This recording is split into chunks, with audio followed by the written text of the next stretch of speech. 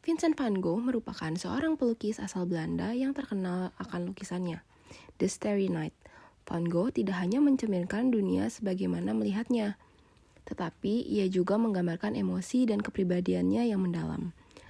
Karyanya tidak hanya menyesuaikan diri dengan tren seni saat itu, tetapi sebaliknya, lukisan-lukisan Van Gogh menjadi inspirasi bagi gerakan seni ekspresionisme yang muncul setelahnya. Ini mencerminkan gagasan Allport bahwa kepribadian manusia tidak hanya adaptif, tetapi juga ekspresif dan sangat mempengaruhi lingkungan atau budaya di sekitarnya. Assalamualaikum warahmatullahi wabarakatuh. Salam sejahtera bagi kita semua. Shalom, Om Swastiastu, Namo Buddhaya. Kami dari kelompok 4 mata kuliah Psikologi Kepribadian semester 1 akan menjelaskan teori psikologi individual yang dikemukakan oleh Gordon Allport. Gordon Allport lahir pada tanggal 11 November 1897 di Montezuma, Indiana. Ia adalah anak bungsu dari 4 bersaudara dalam keluarga yang disiplin dan religius. Ayahnya seorang dokter, sering membawa pekerjaan ke rumah sehingga Allport tumbuh di lingkungan yang penuh dedikasi dan bekerja keras. Setelah menyelesaikan studi di bidang ekonomi dan filsafat di Harvard University pada tahun 1919, Allport mengajar selama 1 tahun di Turki. Ia kemudian kembali ke Harvard dan meraih gelar doktor di bidang psikologi pada tahun 1922. Pada tahun 1920, saat berkunjung ke Vienna, Allport bertemu dengan Sigmund Freud. Pengalaman ini menjadi titik balik bagi Allport, membuatnya menyadari pentingnya mempelajari kepribadian manusia dari sifat-sifat yang terlihat, bukan hanya motivasi bawah sadar. Allport kemudian menjadi pionir dalam psikologi kepribadian. Ia memperkenalkan konsep-konsep seperti ciri kepribadian, proprium, dan fungsi otonomi. Gordon Allport meninggal pada tanggal 9 Oktober 1967. Tetapi warisannya terus hidup sebagai salah satu tokoh penting yang paling berpengaruh dalam psikologi, terutama dalam memahami keunikan kepribadian manusia. Allport merumuskan bahwa kepribadian adalah organisasi yang bersifat dinamis dari sistem psikofisik individu serta memiliki peran berupa menentukan karakteristik perilaku dan pikirannya. Menurut Allport, perilaku manusia tidak hanya disebabkan karena lingkungannya, tetapi juga terdapat perilaku manusia yang berasal dari dalam dirinya yang kemudian dapat menyebabkan lingkungan yang menyesuaikan diri dengan dirinya. Menurut Allport, komponen yang menentukan kesehatan jiwa seseorang adalah motivasi yang disadari, yaitu mereka secara sadar mengetahui apa yang mereka lakukan dan apa alasan mereka melakukan hal tersebut. Walaupun begitu, Allport juga tidak mengabaikan keberadaan atau bahkan pentingnya proses ketidaksadaran. Dia mengakui fakta bahwa beberapa motivasi didorong oleh dorongan tersembunyi dan dorongan sublimasi. Menurut Allport, orang sehat harus memiliki 6 ciri-ciri berikut. Yang pertama, perluasan perasaan diri, yaitu individu yang dapat memahami dirinya serta memberikan kontribusi terhadap aktivitas dunia luar, dan ia tak hanya berfokus pada dirinya. Karakter ini merasa minat sosial, keluarga, teman, dan kehidupan spiritual adalah hal yang penting. 2. Hubungan yang hangat dengan orang lain, yang dimana individu dapat mencintai orang lain dengan intim dan penuh kasih sayang dengan cara menghormati orang lain, tidak memanfaatkan dan tak memaksa orang lain untuk kepentingan dirinya sendiri. 3. Keseimbangan emosional atau penerimaan diri, di mana individu yang menerima dirinya apa adanya, tidak mudah terganggu oleh hal kecil dan memiliki emosi yang stabil. Yang keempat, persepsi realistis. Individu melihat dunia secara realistis, ia menerima kenyataan dalam hidupnya dan menyadari bahwa sesuatu yang terjadi adalah kenyataan yang tak dapat diubah. 5. Wawasan dan humor. Individu memahami dirinya dan juga memahami lingkungannya, serta dia menikmati hidup dengan humor yang tidak merendahkan. Yang keenam, filosofi kehidupan yang integral, di mana individu memiliki pandangan hidup yang jelas dan tujuan yang terarah, sering kali didukung oleh orientasi spiritual atau religius yang matang.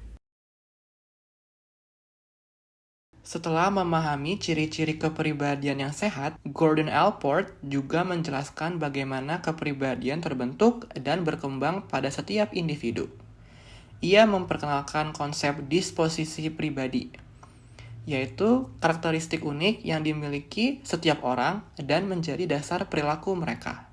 Contohnya, Sifat stabil, misalnya sosial atau introvert, keadaan sementara, misalnya bahagia atau marah, penilaian, misalnya luar biasa atau tidak menyenangkan, deskripsi fisik, misalnya tinggi atau gemuk.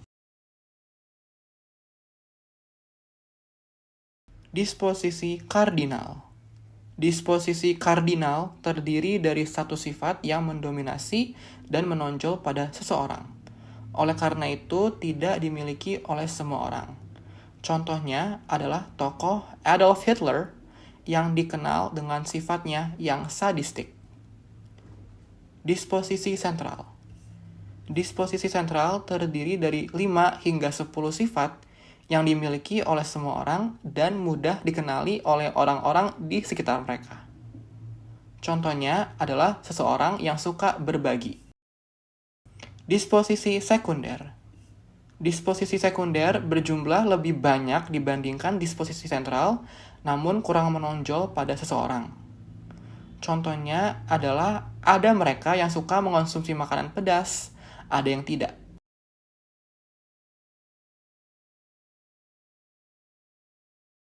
Disposisi motivasional dirasakan lebih intens karena didorong dari kebutuhan dasar manusia, seperti lapar, haus, atau bertahan hidup. Sedangkan disposisi stilistik dirasakan kurang intens dan mengarahkan bagaimana tindakan manusia dilakukan. Contohnya, ketika kita merasa dingin, kita memiliki disposisi motivasional untuk menghangatkan tubuh dengan berpakaian. Disposisi stilistik di sini berperan dalam cara kita berpakaian, misalnya secara formal atau casual. Proprium merujuk pada inti kepribadian seseorang, yaitu ciri dan perilaku yang terasa sangat pribadi dan menjadi bagian penting dari siapa mereka. Proprium meliputi nilai-nilai, identitas diri, dan aspek-aspek kehidupan yang bermakna serta penting untuk pertumbuhan pribadi.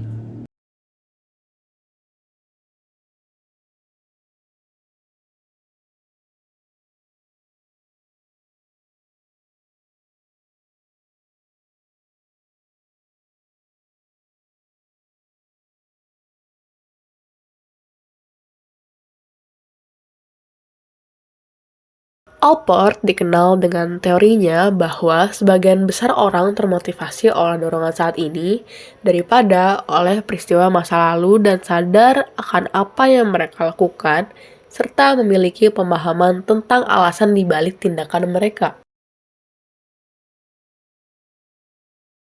Allport mengungkapkan konsep otonomi fungsional dapat diartikan sebagai motif yang dapat berubah seiring waktu dan menjadi independen dari penyebab aslinya. Contohnya, seorang yang kikir menimbun uang bukan karena pengalaman masa kecil, tetapi karena mereka memang menyukai uang.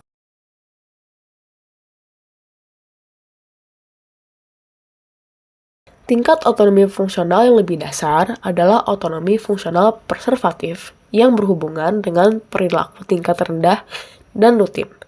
Contohnya, kebiasaan menggigit kuku, di mana seseorang mungkin menggigit kuku sebagai respon terhadap stres atau kecemasan. Namun, seiring waktu, kebiasaan ini bisa berlanjut meskipun penyebab stres sudah hilang, menjadi perilaku otomatis tanpa alasan yang jelas.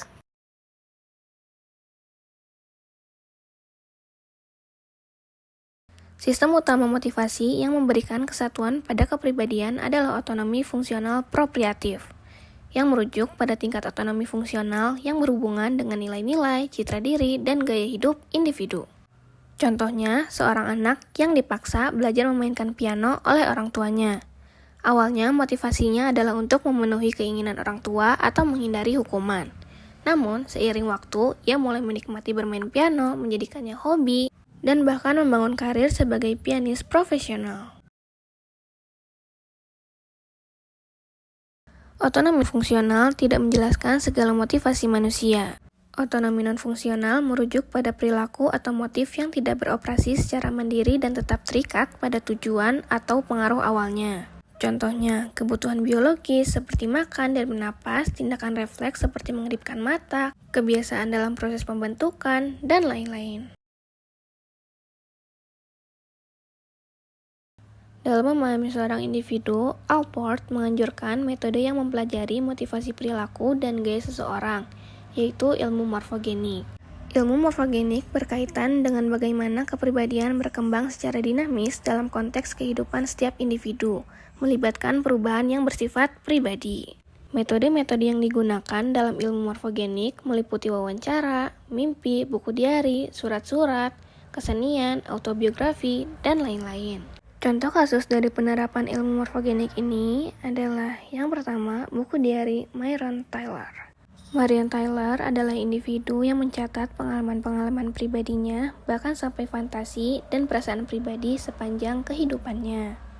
Marion menghadapi situasi-situasi yang mengarah pada pemahaman diri yang lebih mendalam, di mana dia juga memasukkan deskripsi akan dirinya dari orang lain. Lalu yang kedua, surat-surat dari Jenny. Kasus ini menggambarkan perjalanan emosional dan refleksi pribadi Jenny melalui surat-surat yang ia tulis.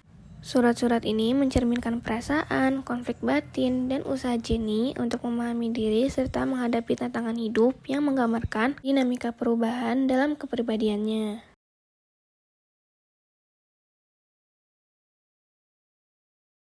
Jadi, teori kepribadian yang diungkap oleh Allport tentunya tidak sempurna. Banyak kritikus menganggap teorinya yang subjektif dan sulit dioperasionalisasikan, terutama terkait konsep sifat dan sifat kardinal.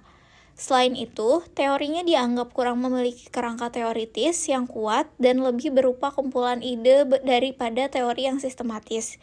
Konsep-konsepnya juga dinilai kurang generalis karena terlalu individualistik dan kurang mempertimbangkan pengaruh sosial serta budaya.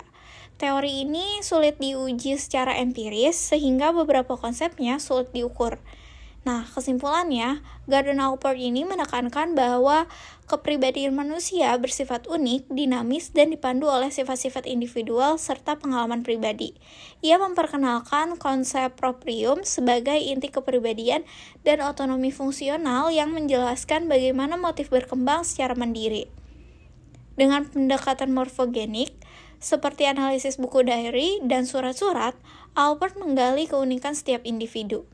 Meski teorinya dikritik karena subjektivitas dan kurangnya generalitas, gagasannya tetap menjadi landasan penting dalam memahami kepribadian manusia.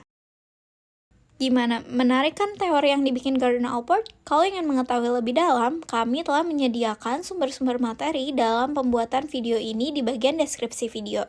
Jangan lupa untuk dicek ya. See you!